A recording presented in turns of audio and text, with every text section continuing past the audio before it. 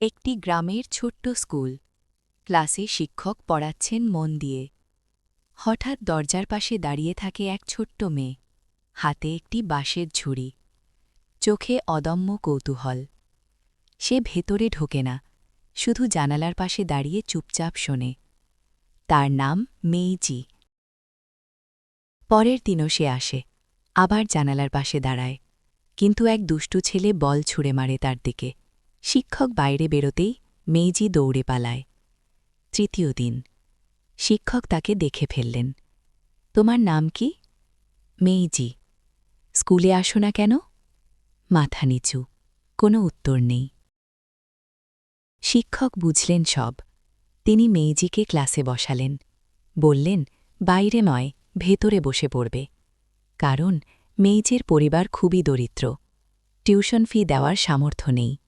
তবুও মেয়েটার পড়ার ইচ্ছে ছিল পাহাড়ের মতো দৃঢ়। বাড়িতে সে হাঁস চড়ায়, খেতে কাজ করে।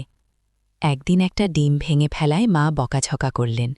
জানো, একটা ডিম দিয়ে কত চাল পাওয়া যায়? ঋণের বোঝায় ডুবে থাকা পরিবার। তবুও মেইজির চোখে ছিল স্কুলের স্বপ্ন। সে চুপি চুপি প্রতিদিন স্কুলে আসে।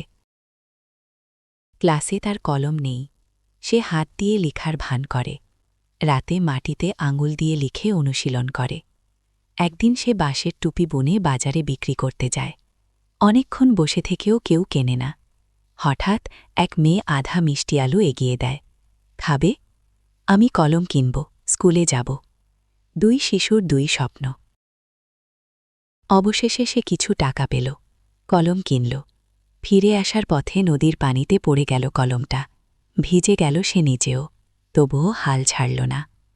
শিক্ষক ও বাবা তাকে ভিজে অবস্থায় দেখে উদ্বিগ্ন হলেন। বাবা বাঁশ দিয়ে বানিয়ে দিলেন নতুন কলম। শিক্ষক নিজের বেতনের টাকা দিয়ে মেইজির ফি দেন। এ নিয়ে বাড়িতে স্বামীর সঙ্গে ঝগড়া হয়। স্বামী রাগ করে বাড়ি ছেড়ে চলে যায়। তবুও শিক্ষক পড়ানো বন্ধ করেন না। বৃষ্টির দিনে ক্লাসরুমে পানি পড়ে। বাচ্চারা মাথার ওপর বাটি রেখে পরীক্ষা দেয়। মেইজি ভালো রেজাল্ট করে। হঠাৎ প্রবল বৃষ্টিতে বাবার গমের ক্ষেত ডুবে যায়। বাবা বলেন, আগামীকাল থেকে স্কুলে যেও না, ঋণ শোধ করতে হবে। মেইজি শেষবারের মতো হোমওয়ার্ক দেখাতে আসে। শিক্ষক 100 নম্বর দেন। চোখে জল নিয়ে মেইজি স্কুল ছাড়ে। একদিন শিক্ষক ও প্রধান শিক্ষক মাঠে এলেন। এক সাংবাদিক আগে মেইজির ছবি তুলেছিলেন। সেটি পত্রিকায় ছাপা হয়েছে। মানুষ সাহায্যে হাত বাড়িয়েছে। টিউশন ফিয়ের চেয়েও বেশি টাকা এসেছে। মেইজি সেই টাকা নিজে না রেখে আরও দরিদ্র ছাত্রদের দিয়ে দেয়।